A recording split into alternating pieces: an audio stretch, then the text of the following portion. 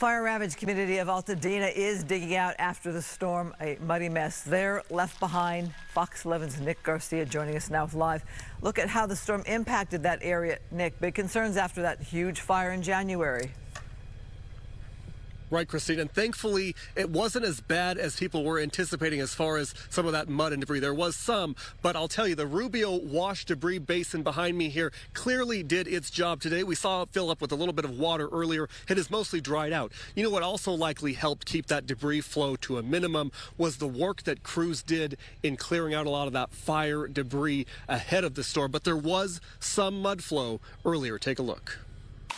Swift water carried mud and debris down Loma Alta Drive in the foothills of Altadena Tuesday morning. Crews made quick work of clearing the mud off the roadway.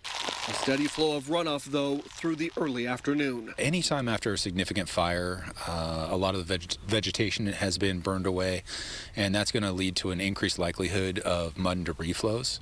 So we want to make sure that we're prepared as much as possible. Part of that preparation, having LA County Sheriff's deputies at the ready in case any evacuation orders took effect. You can see how homeowners got ready too, tarps draping the hillside.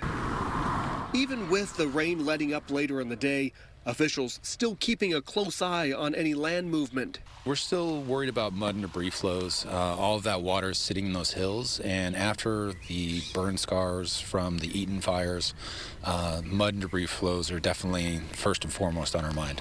He says he's thankful the storm was not as destructive as it could have been, while noting we're not in the clear yet.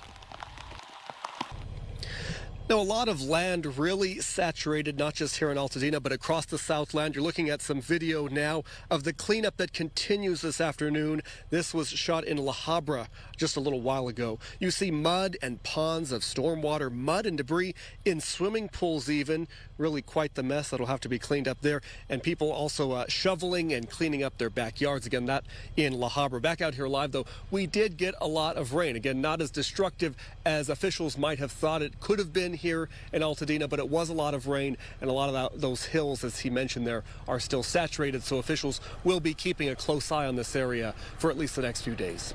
Live in Altadena, I'm Nick Garcia, Fox 11 News.